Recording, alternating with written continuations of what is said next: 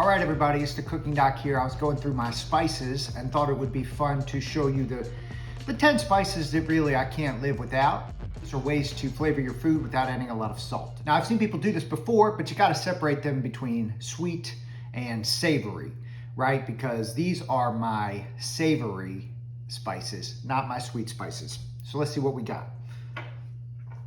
Italian seasoning. Could also use herbes de Provence.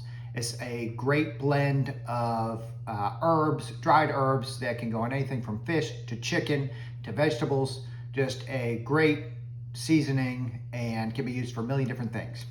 Good old orange turmeric. Stains your shirt, stains your fingers, tastes delicious, has some anti-inflammatory properties. You probably can't get enough directly in the spice to cause any kind of anti-inflammatory changes in your bodies, but it sounds good anyway. Crushed red pepper. This is my go-to red pepper flake for spicy. Basically, you can put it on anything, pizza, pasta, and it just hits your tongue in the exactly right spot to give some heat, but not overwhelm the flavor of everything else. Make sure you got that in your cabinet. Korean chili flakes. Now, granted, I'm not an expert at using Korean chili flakes at all, but I do love them on top of my avocado toast. Enough said. Delicious. Smoked paprika.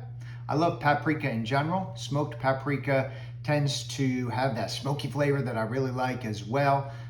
Even good on meat, burgers, vegetables. Add this to your shelf. Chipotle chili pepper or just plain old chili powder is a must-have for those winter nights when you need a good chili. Combine that with some cumin, another must-have for your spice cabinet. Ground ginger, enough said.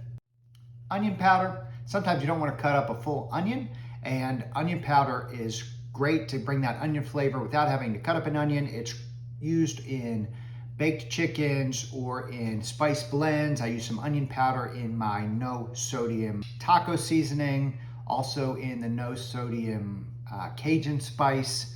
Gotta have onion powder. Lastly, you can see I didn't dress up my spices. This is sumac from the pita house around the corner.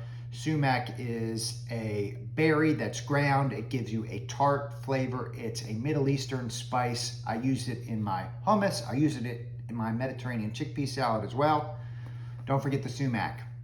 Spice up your spice cabinet, no pun intended. Get yourself some savory seasonings so you don't have to use as much salt.